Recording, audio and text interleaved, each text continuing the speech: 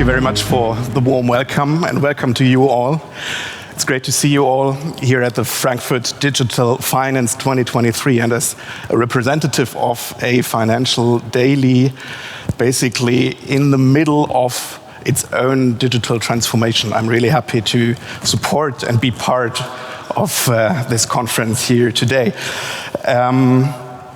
We are going to speak about one of the most urgent and pressing topics that basically not only dominates our own coverage of the financial institutions in the Börsen-Zeitung, but basically touches every single player in the financial markets today. And that is, as already mentioned, ESG transformation and the chances and challenges that lie within that topic.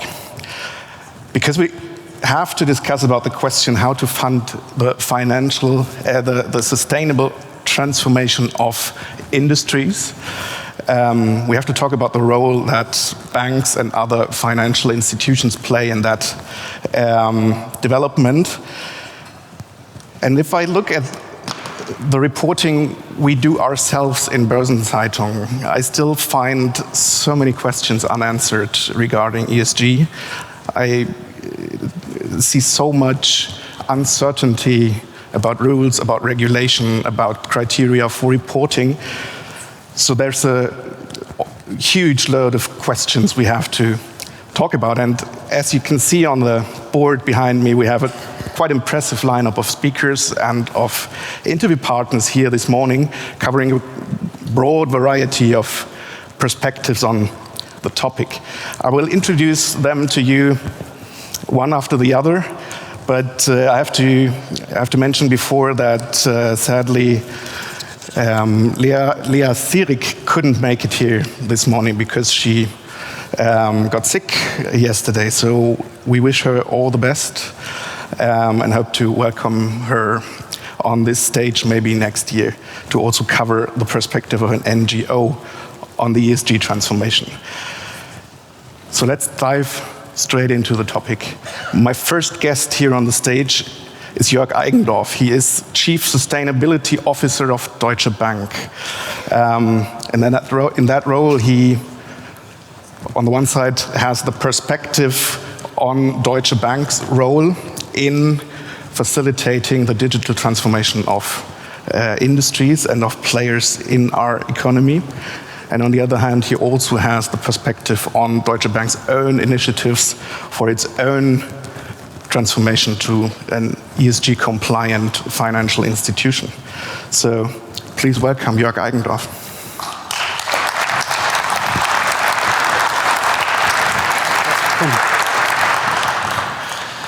Jörg, I would like to start with kind of a personal question, because about last year, you left your role as global head of communications of Deutsche Bank, which is a very visible and renowned position in that industry, to become Chief Sustainable Officer. What was the key driver for you to make that decision? There were two drivers. The one is the job needs a lot of focus, and eventually I ended up with having two full-time jobs. And doing two full-time jobs is not really sustainable. So I think it was in the fall of 2021 when our CEO, Christian Sewing, and we discussed, and I said, look, we need to take a decision here. And I said, yeah, and you know where my passion is? And he said, I know. So let's do an orderly handover in communications. I'm very happy. This is also with regards to sustainability. I handed it over to people, to my colleagues in my department, which had grown into that position. And since September of this year, it took then another year to jump in this, to get this handover. And now since September, I have the full focus. And that is where my passion is, not only because I had managed that for 7 years in this dual role, but it goes back to my youth. I think my father was one of the first people in Germany who bought a lead-free car, and then I digged a pond in their yard, and they had to deal with the frogs and the mosquitoes. And now I think I'm building again a big pond, and hopefully at the end the frogs and the mosquitoes are seen as an asset and not as a disturbance. So how do I have to imagine what a normal day in the life of a chief sustainable officer looks like?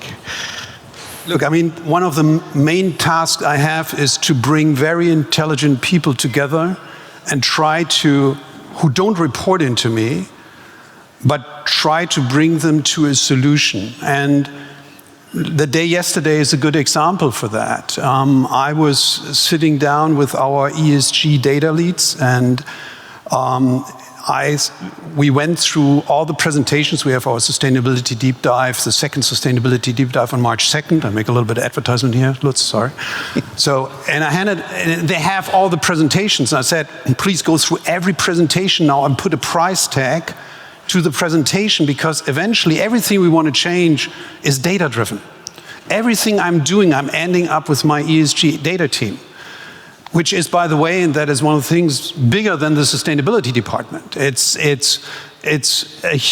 a group of people, more than 100 now, that are programming, because I can't buy the stuff from the shelf. But I give you simple things where everything we announce, I need to be able to measure. So eventually some people in the branch, if we talk about energy renovation, energy efficient renovation, can I measure that? How can I measure that? Can I measure the impact? So I will always end up with data. And everything I'm doing right now, and that is a fantastic dialogue, where I turn always back to them and say, what does that mean? How can we put that in place? Can we buy something from the shelf? Do we need to program it ourselves? So eventually, ESG is a huge data transformation, and the interesting thing is there is very few you can buy from the shelf. If I want to have a front-to-end reporting system, for example, just the fact that I want our client-facing people to tag that this is potentially ESG, I need to touch more than 50 systems. That means I need to program more than 50 systems. So that is something we need to organize. We need to put on the road. We need to put in place. And the other thing yesterday was that I was sitting down in the afternoon. I'm measuring right now with 20 other colleagues. We do a pilot. We want to roll out also to our clients how you measure your environmental footprint. Don't talk about carbon footprint, your environmental footprint. So we did a pilot. I hope by the end of the week I know my environmental footprint for my life. It's going to be expensive to compensate for that. And there again, we talked to the data guys of this external company, of this collaboration partner. How can we change, what can we do with the system? And how can we eventually change it? And these are the things we're doing permanently. Bring the people together. Don't think you can do it yourself. Change the way a little bit. And it's a fascinating job, and we are doing this now via 8 work streams. I'm creating 2 new work streams this year. One is a nature work stream we are creating. The other one is a materiality work stream we are creating. And then we bring the people together, and work stream always sounds easy. That means do it in a way that it is auditable, and our auditors are tough, and do it in a way that in 3 years' time the regulators come and ask me, why did you do it? And this way, and then I must be able to explain it, and that means to be well documented, so it's very regulated. So how much of your daily business is basically customer facing, and how much is what you describe as internal organization and getting teams running into the same direction and surfacing data? Again, yesterday, after I sat down with the ESG people, with the data people, I had a client, a corporate client, coming to us and saying, look, our taxonomy, we aligned our activities with the EU taxonomy. The result is our activity is very poorly reflected in the EU taxonomy. What shall we do?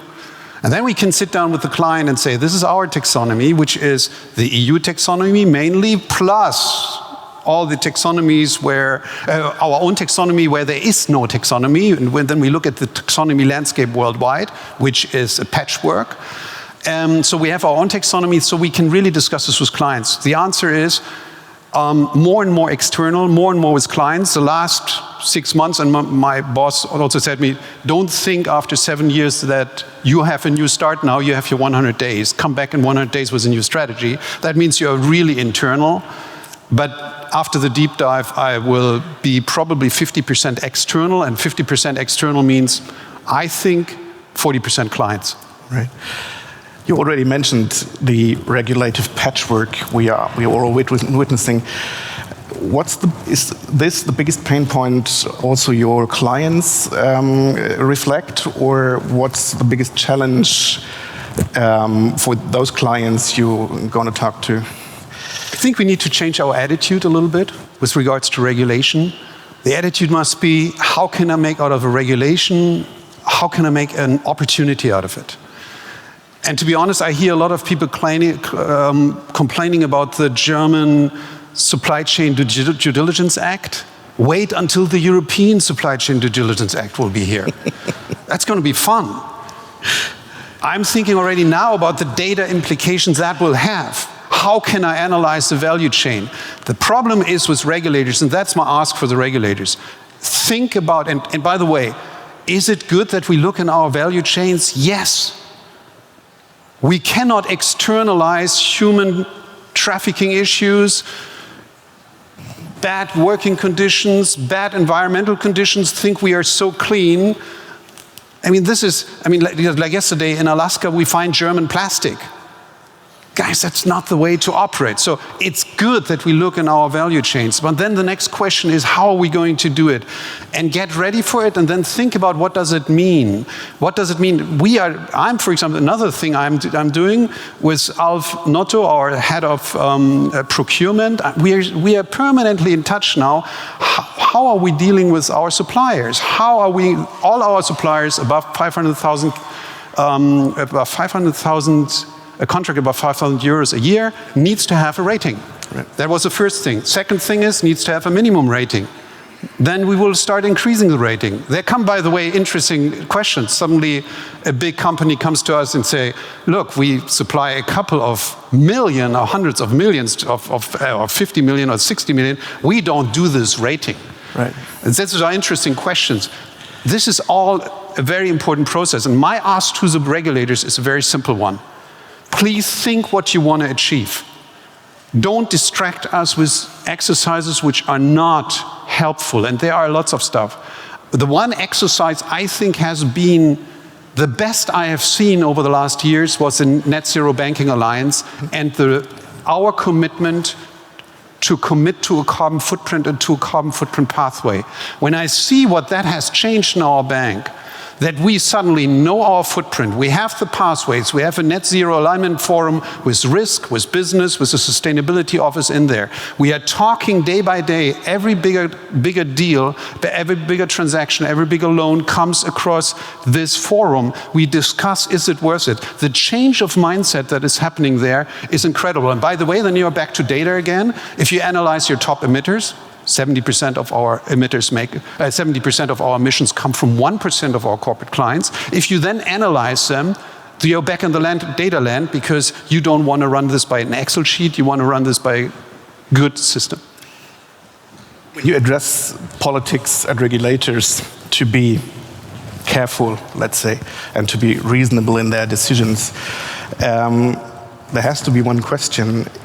How intrinsic is the motivation of industry, of the financial industry, of the heavy industry to do that transformation on their own?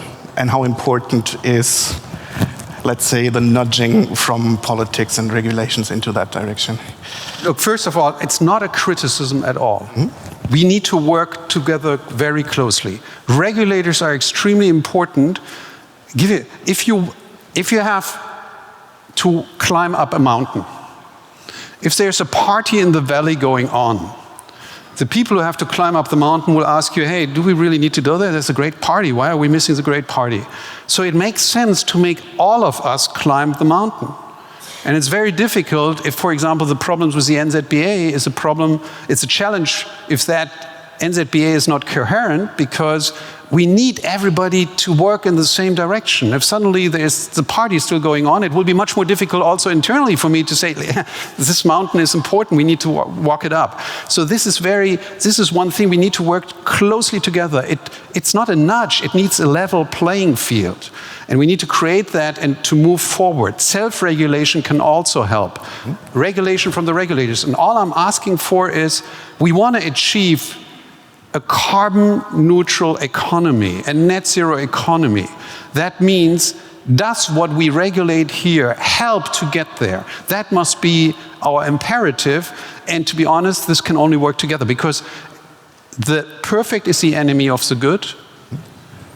And we are all trying to find the good right now. If I try to find the perfect, once I got the perfect solution, it won't be perfect anymore, because the world has moved on so much quicker that my solution is old again. I will have lost time.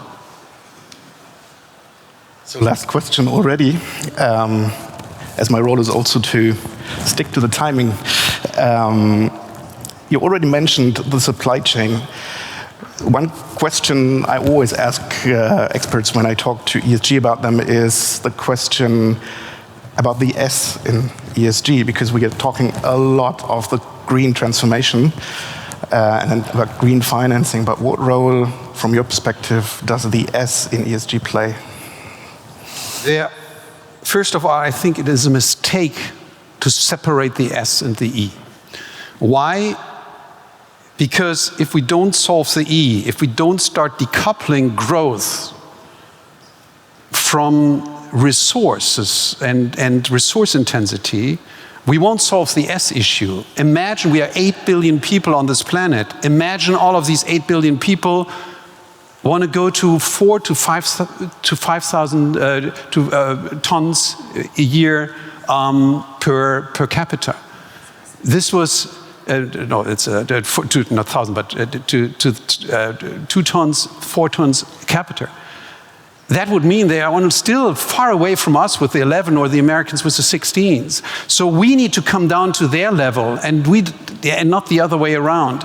And that needs to be decoupled. So we need to get to a way of working and creating growth, which makes it possible for people who all want to move up, who all want to have a better life, to lead that better life without the destructive consequences it has. So we need to start internalizing the external cost of our economic doing. That's what it is about. So the S is deeply integrated in the E. And the G, by the way, too. We need to set incentives for protection of natural assets. Mm-hmm. It must be more expensive to kill a natural asset than to protect it. So, and that is the ways we need to find, and all of that is strongly connected also to the G, to the governance of it. So we need to think in these solutions, and this transformation will be a fundamental transformation of all our economies. We have market failure. We don't internalize the external costs of what we are doing. And internalizing that means we need to get to this new economy without falling apart, without overdoing it on the one hand, but being fast enough and effective enough on the other hand. And this is a strongly interlinked social question. So we better think about the S permanently while we're doing the E, without losing time, because we don't have much time. And I would say that is the triple planetary crisis next to the nuclear threat we have in the world. That is the biggest challenge of humanity which we are facing. Jörg, thank you very much. Thank you. And good luck for your new role. Thank you. Thanks. So, thank you very much to the Chief Sustainability Officer of Deutsche Bank. The next perspective I'm going to welcome on stage is the perspective of consulting. So, of a man who is in touch with a lot of clients that are deep into the ESG transformation right now. So please welcome Markus Hamprecht. He's Senior Managing Director at Accenture and Head of Accenture's Financial Services Business. Thank you, Lutz. Welcome.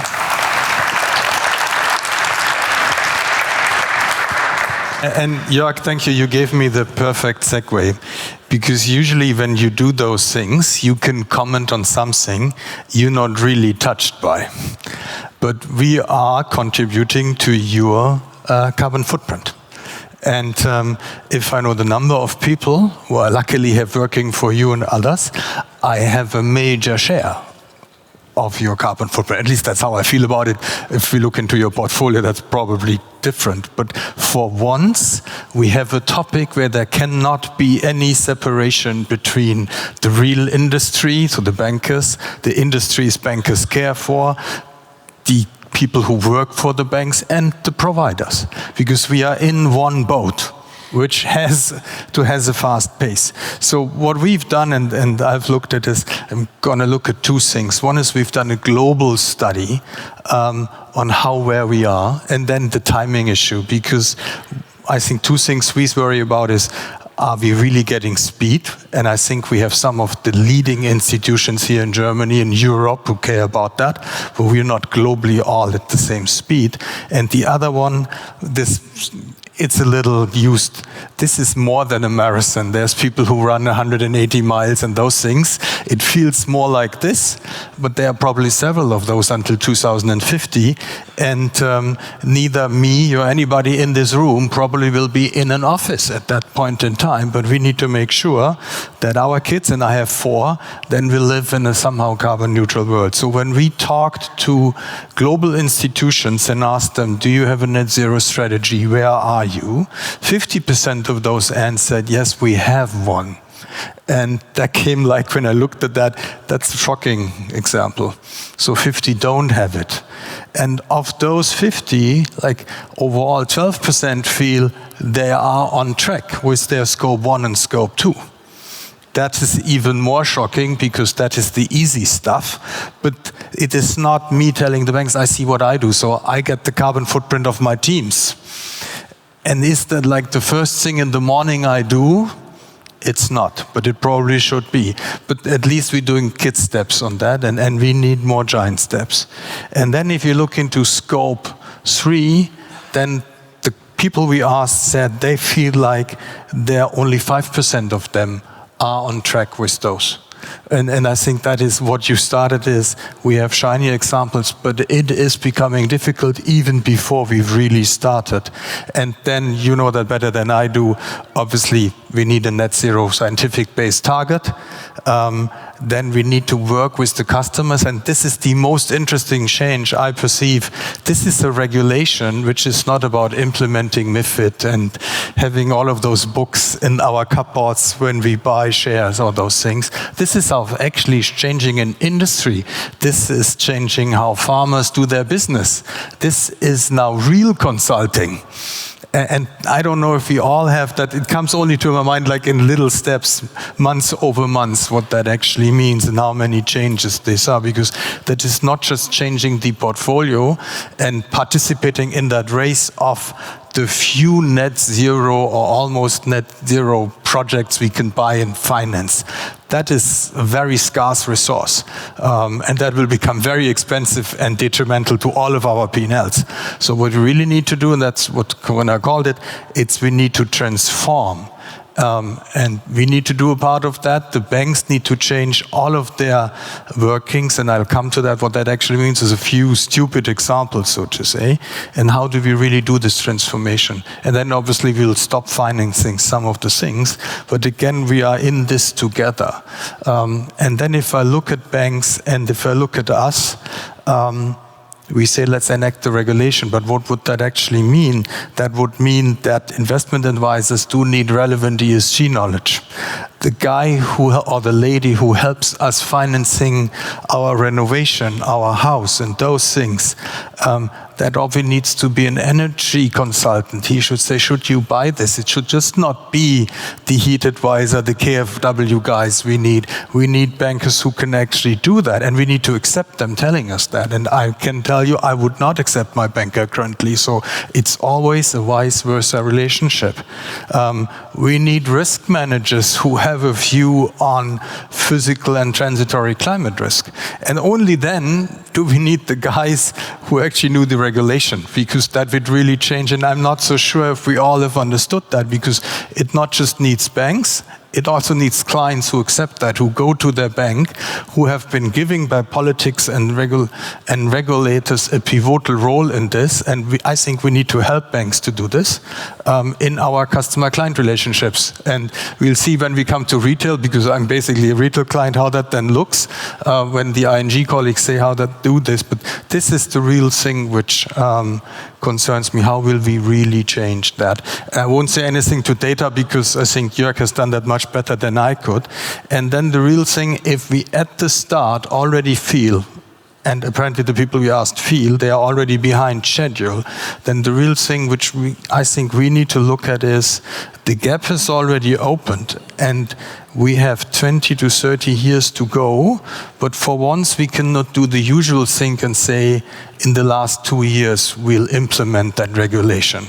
Because then we, as the older generation, will not have done justice to the younger generation and to the planet. So the key question I think we all as providers, bankers, people living in this economy, politicians in industry is, how do we let the gap not widen, and how do we keep running so that the gap not exists in 48, because then it's too late. And to that I don't really have an answer, because when I look at it, and I think that is my final words, we need to start with us.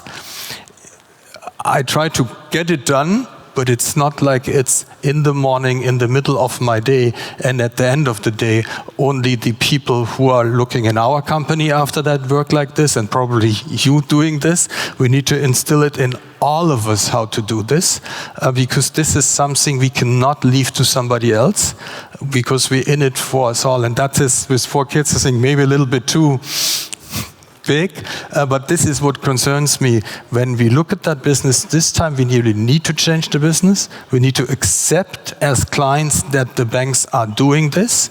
And at some point in time, we also need to accept that I maybe cannot finance 200 square meters of my own house anymore, because it shouldn't be done. And guilty is the only word I can say to myself in this. So my closing words is, let's see how we jointly can go there, because the gap is already there and we cannot let it widening anymore.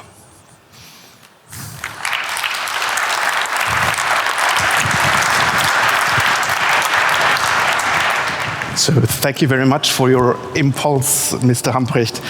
Just to add one closing question to your remarks, because you obviously stress the point where we do not really have time and we have to become faster in transforming.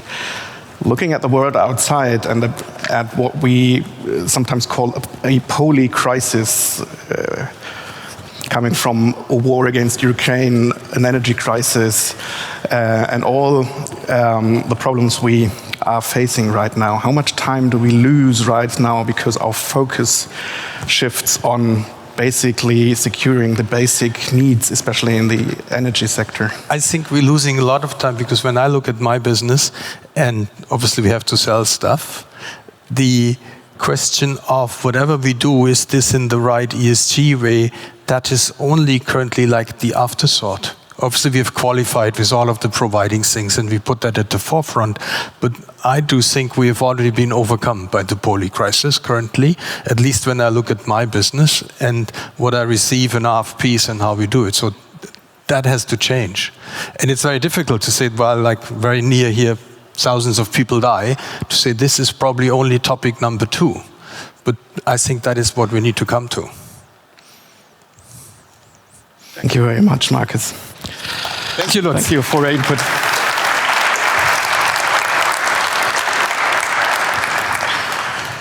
So let's move on, and I'm very happy to be able to now welcome 2 representatives on stage that basically represent 2 of the most important perspectives, and in a way to opposing or to partnership perspectives. So on the one side, the banking industry, on the other side, the real traditional energy industry.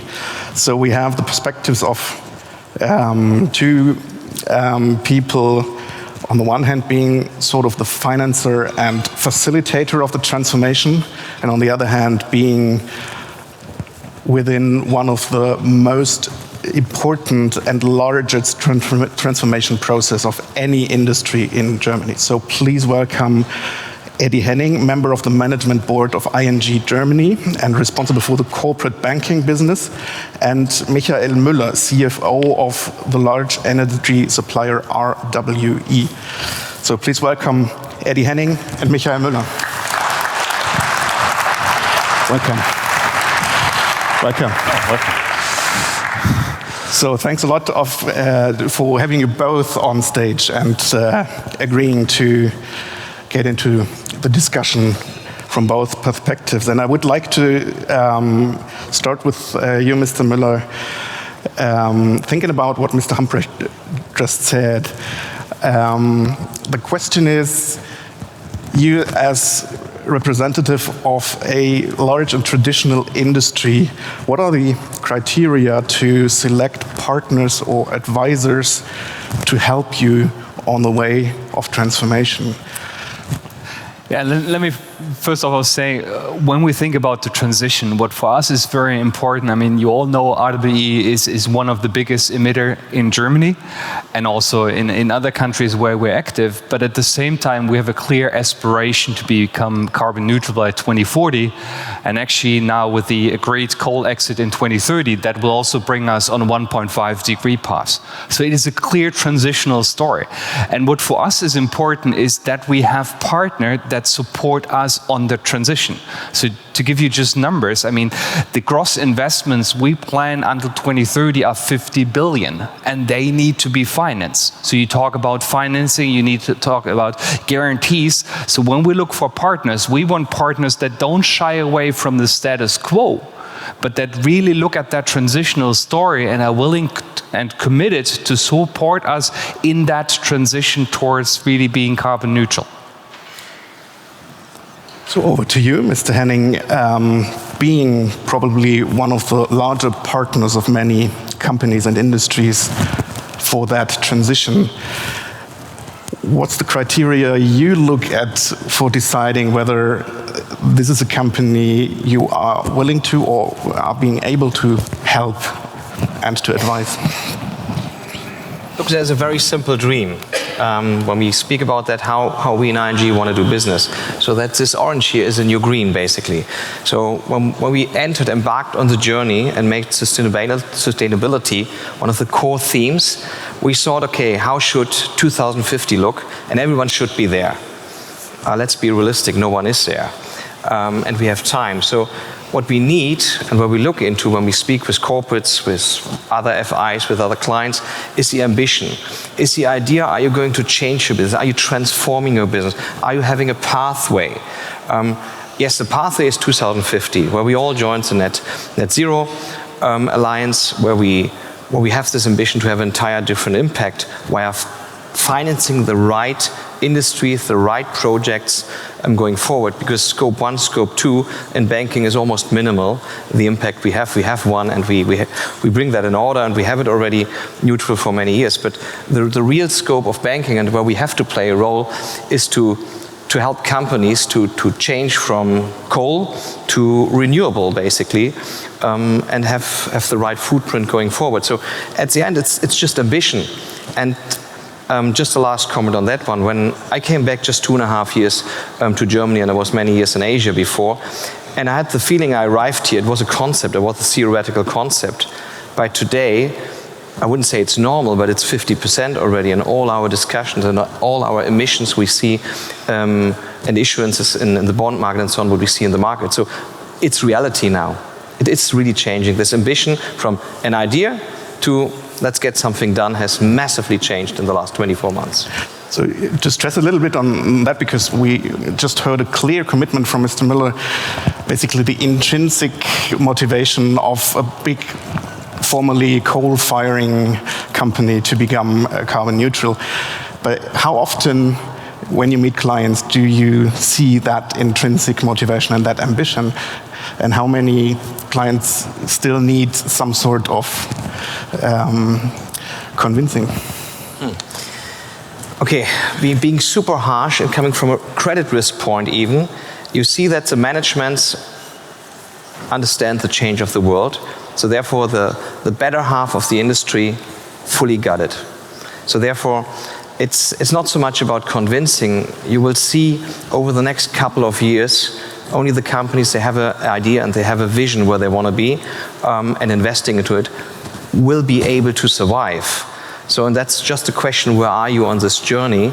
And yes, we have, I mentioned 50% of the bond issuances, et cetera, are now discussing it. I would say in 3/4 of our meetings, we touch the point of what's your sustainable agenda, and how can we support, what do we have on this, what's on. So therefore, it became day-to-day business. And Mr. Müller, you are looking for financial partners to help you in your transition. Are there still any, or how often are you confronted with the question, we cannot fund the transition from brown to green, but if we really want to do green finance, we have to finance green business models?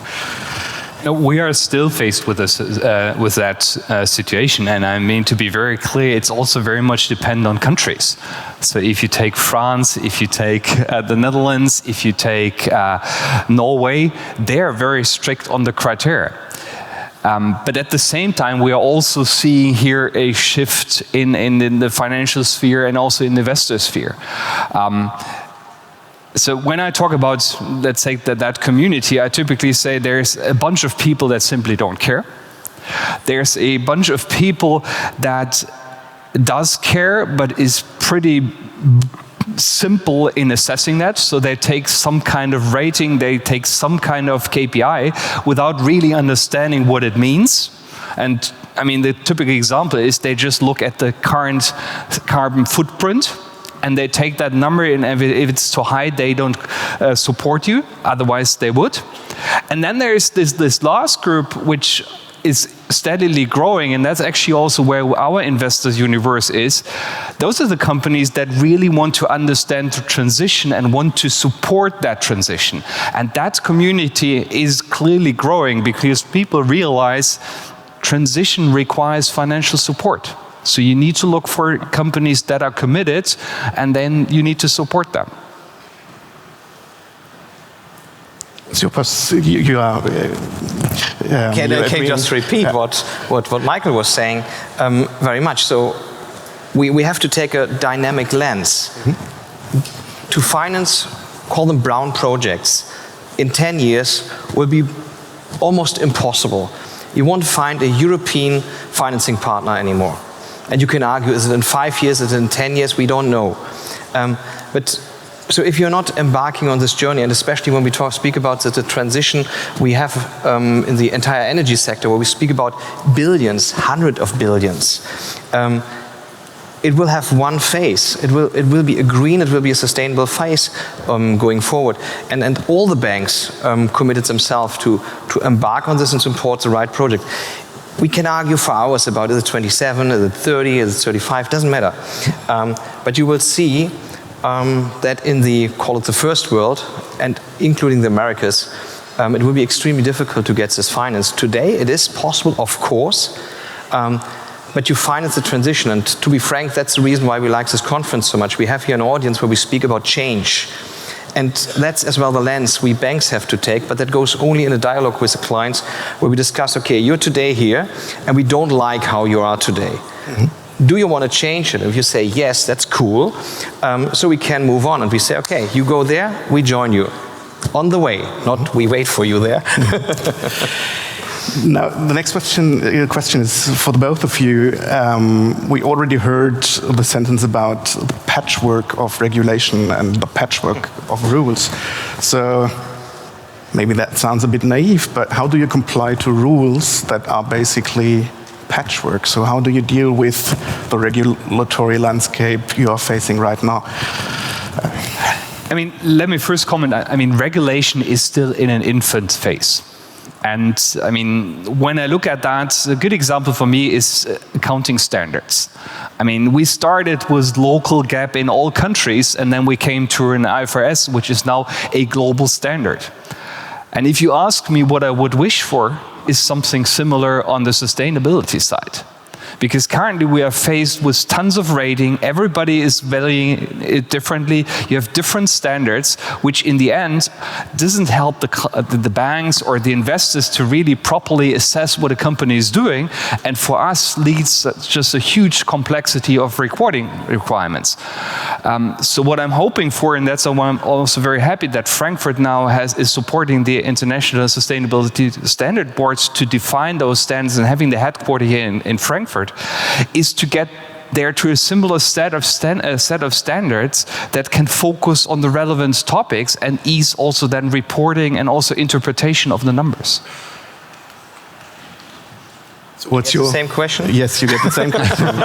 Because maybe you have the same, but maybe you have another. Let me be even more harsher. I really see the risk that we're just one step or two steps away from that we're starting to dislike sustainability, what we do in terms of regulation and in terms of guiding principles we have. Jörg, just to speakers before, just mentioned, we need clarity around what kind of data lakes, what kind of data do we need to build. And based on data we have then, we need rules. Right now we get rules, we have no clue about data. That is absolutely ridiculous. So, and when I look into the banking industry, what we have to do, what we have to collect in terms of data from clients and to reports is, and even then having an impact how we calculate risk-weighted assets going forward. So we are penalizing clients. So we will have a data collection exercise and a massive admin exercise around sustainability. And I'm sure everyone has heard about the fun of Know Your Client, KYC. There is a very, very, very high risk that this becomes equally cumbersome and painful.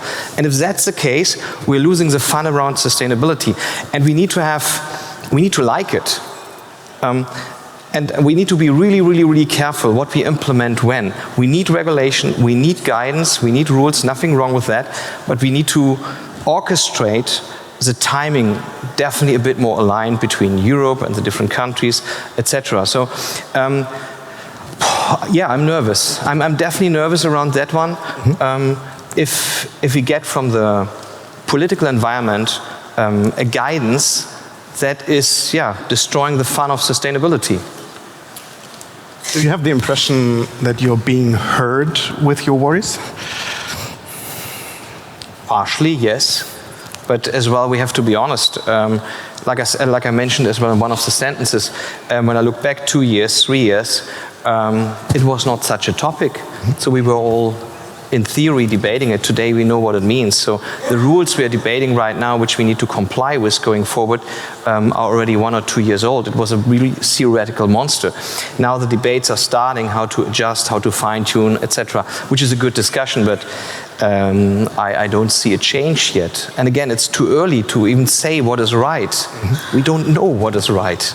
We don't know what is the right number.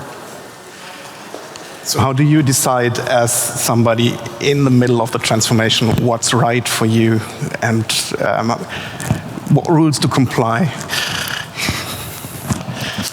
I mean, give you an example. If you are in the renewables area and then if you're doing big investments, there I would say quite some of those sustainability topics are in our time kind of basic requirements that you need to fulfill to be able to operate. So give you an example. I mean, diversity is not just a KPI. In the end, if we want to successfully run our companies, if we want to attract talents, develop them, we need to have a high diversity in our companies. If we talk about biodiversity, I mean, if we operate wind farms, we need the acceptance of the local community of the state. Biodiversity is a key driver. So I could go through all the categories, and in the end, they are a license to operate nowadays. Yeah, and that's what coming back to what Eddy just said is for me important. Regulation obviously started with certain requirements. In the end, it needs to focus on those, or provide a framework that essentially tailors to those topics that are relevant for the business to run. And since most of the sustainable topics will be relevant going forward for any business, that should merge. And then you also find a alliance between kind of what is requested by regulators and what in the end is also steering relevant information for us internally, but also for our investors and financial providers. But how much of a backlash do we experience right now? I've asked the question before already. Being amidst this polycrisis of war and energy supply worries, for you as an energy company, how much time do you feel you are losing right now because your focus has to shift to securing the basic needs? Actually, it's just the other way around. I think the journey has accelerated. I mean, if you look at the current situation, the supply, it is a supply crisis. So we lack supply on gas, yes, but what we really lack is supply of renewable energy. Yeah, and therefore I think people have understood, and also governments, that the only way long-term goal out of that crisis is more investments into renewables. So what we actually see is that the renewable transition is really boosted by that situation. Obviously, in the short term, we need to think about how do we supply sufficient energy from other resources. That's a short-term measure, but the long-term target is very clear and has even accelerated by that situation. Do you make the same experience, or do you have clients who say, leave me alone, I have to focus on the short term right now? Before Corona, we had data transition, energy transition, mobility transition, and whatever. So Corona was the first amplifier. And the war is exactly like you described, almost a 3 times stronger amplifier than that what we see with Corona. And the magic word behind is resilience. What obviously every company, every country is forcing to think about, how do we operate in the future? And we all, it's just a massive accelerator, the war. And to be frank, that's the only good thing I can find in this stupid war. That everything what we have to do in the next, or we thought we have to do in the next 20 years, we now understand that we have to do it in the next 5 to 10 years. And especially around sustainability, it's clear that the changes we see, how we will operate in 3-4 years, is much better, much healthier than that what we did 5 years ago. So that's the only good thing about this stupid war. At least that. So the last question for the both of you, because you already mentioned in 10 years' time, nobody will be able to finance brown to green anymore. So having a representative of the signature branch of brown to green transformation, but who's next, and who's the next industry that has to go through that challenge as fast as possible? You're hinting at the right topic. I mean, the energy industry is already far advanced in that story. Yes, we are not there, but I think it's all on track now to get there. But the whole German and European heavy industry, steel industry, petrochemical industry, automotive industry, so all those industries that make us, take the example of Germany, but also Europe strong, they all need to transform. And that's actually also when we talk about that transitional story. I'm not so concerned about us, the energy or utility industry. I'm more concerned about the wider industry. So how do we attract them to really make that transition? Because that's the next step we need to take. Yeah, so clearly 2 angles. One thing is obviously the S, we shouldn't forget, in the ESG. Let's be very clear, it's E, and it's super easy to speak about green, but we have a G, and you elaborated on that one already, but as well the S. So we need to make sure that everywhere in Germany and in Europe and around the world, we have access to data. These are massive projects, almost equal to the energy transition we have. In other areas is affordable space of living, where we need solutions, and equipping the existing houses we have in Germany as well to be more sustainable in a simple thing. So that all needs to happen over the next couple of years, unfortunately most likely decades.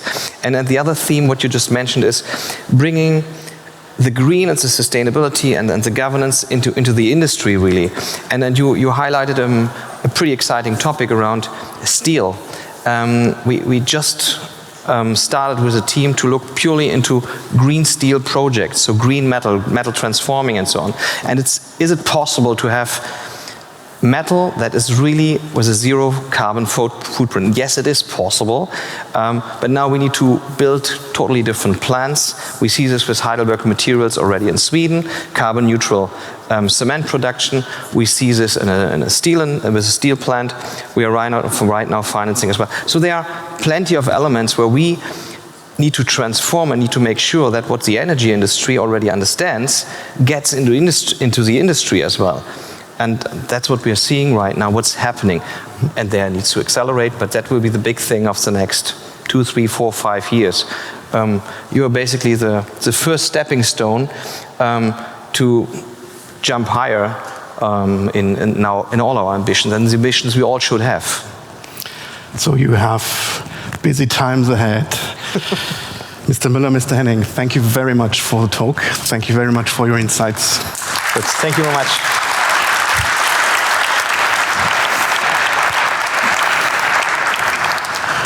So now let's switch over to just another perspective on the topic, which is the perspective of asset management. So our next speaker is going to be Daniel Seiler, Head of Sustainable Investment Office at Metzler Asset Management. So please welcome Daniel Seiler.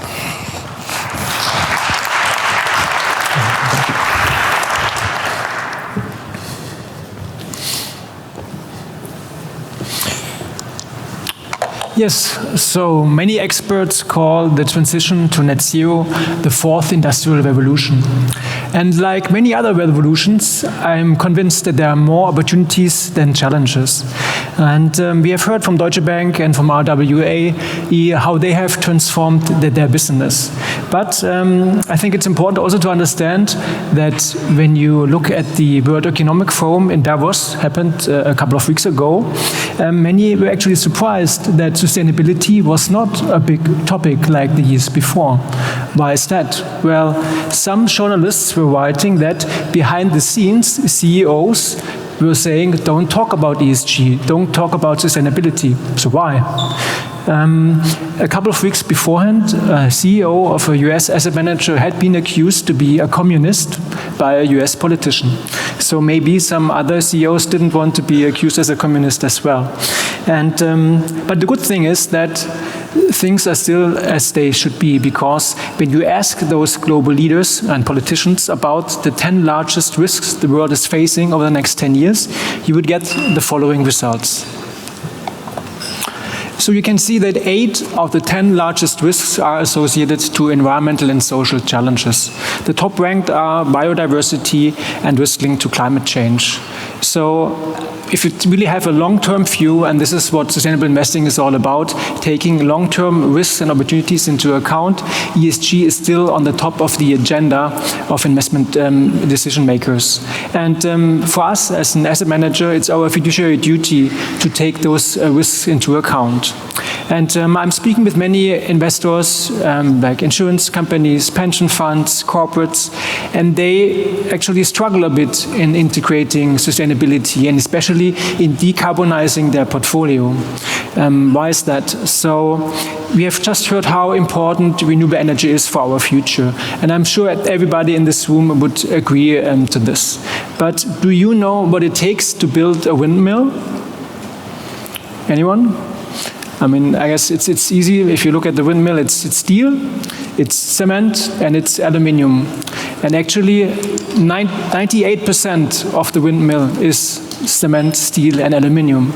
And to produce those products, you have a very high carbon intensity. So it's very energy intensive to produce those products. And what happens is that some investors, some ESG investors, they simply do not invest into those companies any longer because they want to decarbonize their portfolio. They want to reduce their carbon footprint. And also regulation and other frameworks are not really supporting these kind of industries. And that's a challenge because if you don't buy their bonds, their equities any longer, their cost of capital is increasing, and in the end, the whole transformation becomes more expensive. And we are already living in a high inflation environment, and if now the solutions of the future become even more expensive due to investor behavior, that's an issue, right? So how can we all tackle this kind of challenge? Well, we at Metzler, we have three approaches to that. Number one, we invest across every industry in those companies which are really willing to transform. You don't need to be there yet, and not many companies are there yet in a 1.5 degree environment, but there are many companies with very interesting products. So we have just heard about green steel, but we also see in the chemical industry, also in Germany, a lot of momentum in terms of biochemicals. We see in the energy space, sustainable fuels, and we actually expect that many energy companies will one day become a utility. So this is the clear path of many European oil and gas companies, for example. And the next step would be number two. We also invest a lot into know-how and internal resources. On the one hand, we have a Sustainable Investment Office who is actively working on the ESG integration within our portfolios. And we also engage very heavily with the senior management of the companies we invest in to ensure that they actually deliver their goals. So that's right that now every large company has a net zero target, but if you take a look into the past, if they have achieved previous targets, and if they are on progress to meet those targets, many are still struggling. So there are many cases where some companies have proposed something but didn't achieve it. Obviously, that's an issue and should be challenged. And on the other hand, I'm very proud that we last year have founded our digital asset office at Metzler. And this dedicated team is making solutions to really bridge from the old world to the new world with digital assets, because sustainable digitalization can really have a big impact for this transformation. For example, to reduce the resource efficiency of many industries. And finally, number three, and I won't talk about football today, but I still think it's very important that we here in Europe are the player and not the playing field of this transformation. We have recently seen that the EU has issued the EU Industrial Plan as a response to the US Inflation Reduction Plan, but I'm convinced that this is not enough. It's really upon all of us here, also together in this room, to ensure that we drive this kind of transformation. Thank you.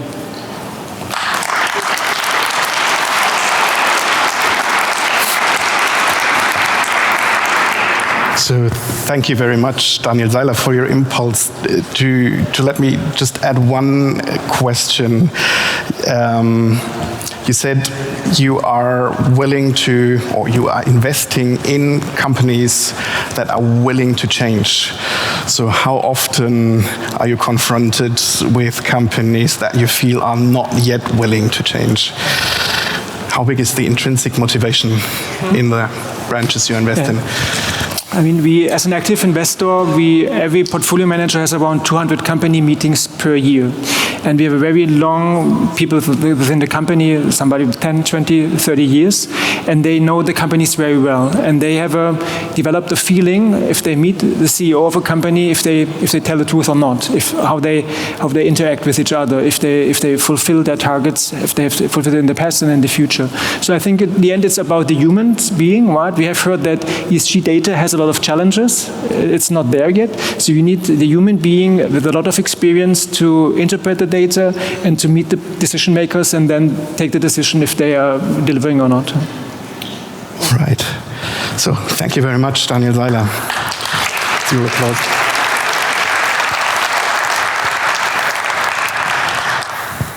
So, last but certainly not least, we coming to the perspective of science. So our next speaker is going to be Professor Zacharias Sautner. He's professor of finance at the Frankfurt School of Finance and Management and has a focus on sustainable finance, ESG, and climate finance. So please give a warm welcome to Professor Sautner. Thank you. Thank you for the opportunity to speak. And let me say from the beginning that unfortunately I have to spill the beans a little bit. I think we heard too much about sunshine and that we're gonna make the transition. My statement is we're not gonna make it, okay? We're not gonna make the 1.5 degree target we're not going to be successful in containing what the ECB calls the hothouse scenario. And what I'm going to talk about today is mostly a focus on one of the key elements that we heard about, which is data. So have a look into the engine room of the transformation and how this data is produced and what issues we have when using this data. But at the end, I'll make a few broader statements, and again, with the benefit of being the academic, being unconflicted and therefore having the opportunity to be very bold and straightforward with my views. $1 out of $3 is currently invested according to ESG principles. And the majority of investors are relying to a very large degree on ESG ratings, so ratings provided by ESG rating providers in order to make these investments. Now, think of big investors with 6,000, 7,000, 8,000 stocks in the portfolio. They will not be able to form an individual perspective on the ESG quality of each individual stock. So that's why they rely on ESG ratings. To a good degree also to follow the cover your ass policy and to be able to show the regulator, look, we incorporated ESG issues in the investment process.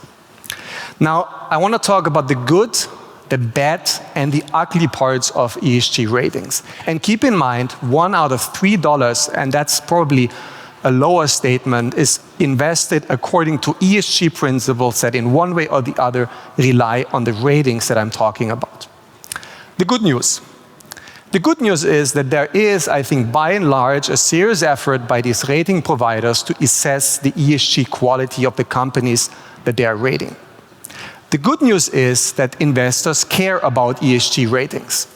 There's a study in the Journal of Finance that shows that when Morningstar, which is a data provider that provides globes for the quality, the ESG quality of an investment fund, a mutual fund, when they introduced globes, 1 globe, low sustainability, 5 globes, high sustainability, that there were huge inflows into the sustainable products and huge outflows out of the non-sustainable products.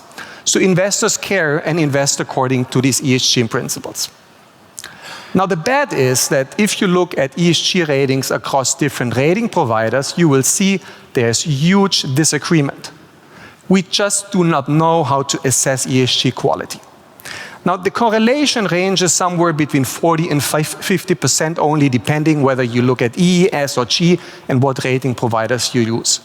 And case in point is Tesla. Is Tesla's E performance good or bad? Some rating providers say it's good because they provide electric cars. Others say it's very bad because of the large water consumption that you have as part of the production process. Now, this divergence comes from 3 sources. There's a difference in rating assessment of a given company because of the scope that is assessed. So some raters assess whether a company makes political donation, the other not. It's because of measurement. Some measure emissions based on absolute emissions, others based on carbon intensity. And third, it's also partly based on different weights that different ratings give to different aspects when assessing ESG quality. Now, most of the divergence comes from scope and measurement. Now, what are the ugly parts? Now, rating agencies, and we have learned that in the financial crisis, are subject to conflicts of interest. We had to learn that in the financial crisis because we realized that the big rating companies, in exchange of getting fees, were providing inflated ratings of companies. Now, in the ESG rating space, there is one major difference. It's not the issuers that are paying for the ratings, it's the investment firms that are making the investments and are using the data that are paying. Okay, it's not an issuer-based pay model, but it's an investor-based pay model. So that raises lots of questions. Now, let me start with one ugly part. I have a study where we show that one of the largest providers of these ratings is rewriting the data ex post. So they're changing the data in the databases. Now, why do you care about this? Well, you care about this because every investor that wants to run an investment strategy will first run a backtesting.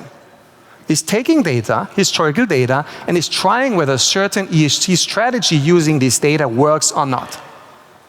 Now, if you use rewritten data, you have a problem, because we show that in the rewritten data there is a link between ratings and performance, while this link between ratings and performance has not been in there in the initial data, which would be the data you would have to use an investor to implement that investment strategy.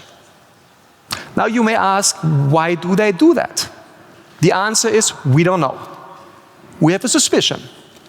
If you want to sell ratings data to investors, you want to sell useful data. So what is useful data? Well, useful data is data that is linked, that has a link between ratings and returns. Right? So our hypothesis is that this data provider is changing the data so as to better sell the data. And again, remember, investors are making investment decisions based on these ratings.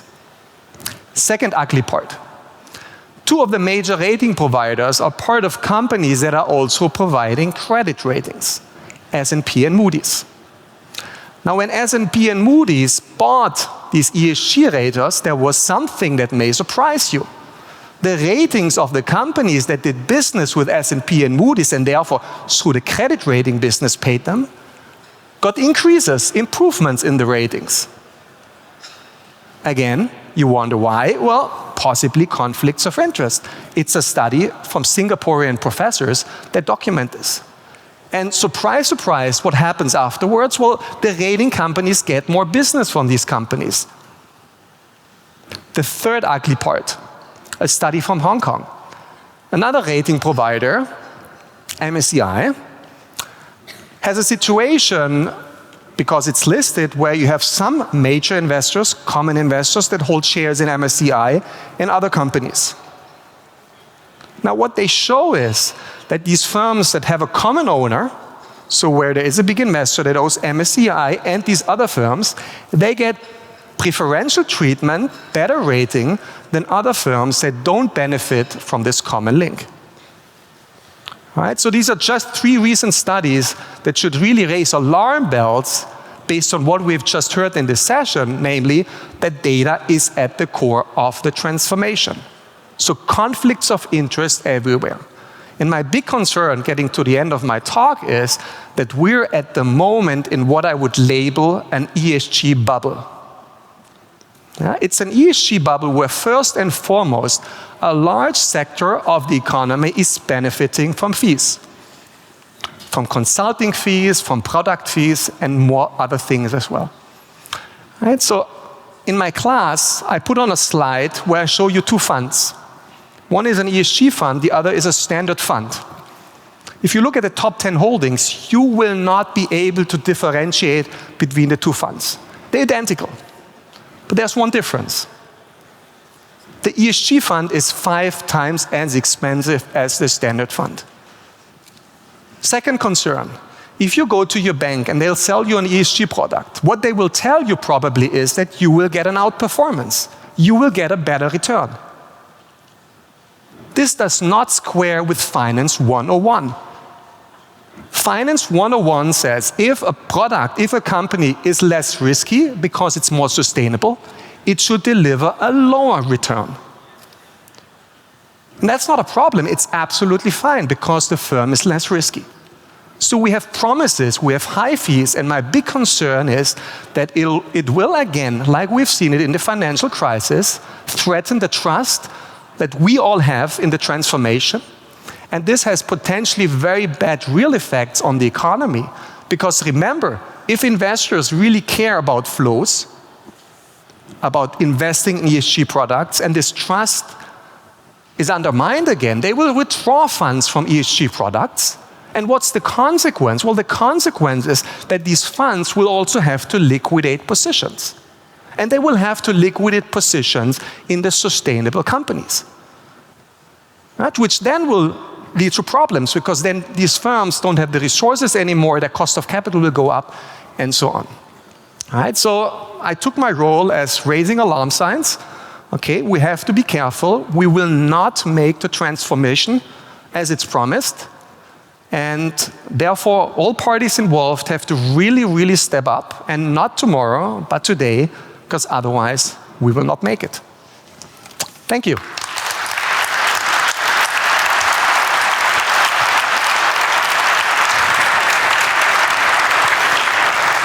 So, thank you very much, Professor Sautner. Just to close the session with one last question. If you had to mention the one most urgent decision to be made or measure to be made to get out of that conflict you are describing, what would that be? What would your appeal be? What should we do first now? So I deeply believe in the power of capitalism, and I deeply believe that investors, owners of companies, can force companies to transform. So I believe in investors and their engagement. So if you have an investor that invests your money and that credibly promises that this investor is going to go to companies, engages and pushes pressure on them, puts into the contracts ESG targets of the compensation contracts, make sure that there's not just a promise of we're going to be net zero, but there is an actual CapEx plan that documents one by one, year by year, how you get to net zero, right? Then I would be happy. So I believe in the power of capital, and that investors, eventually all of us, through our power of money, can pressure firms. But I think the pressure is way too little. The vast majority of investors just don't do anything. They claim to do ESG integration by looking at an ESG rating and doing a little bit, black box exercise. But that's not what we want to have. All right. Thank you very much, Mr. Sautner. Thank you. Thank you.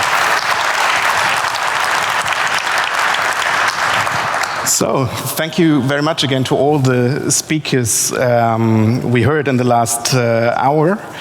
I think we've seen a lot of different perspectives and got a lot of impulses that are topics you can think about and discuss about in the upcoming hours. So, from my side, I wish you a great rest of the day, great more sessions and discussions throughout the day today. Thank you very much for your time, and I hand over to you. Well, thank you so much, Lutz Knappmann. Thank you.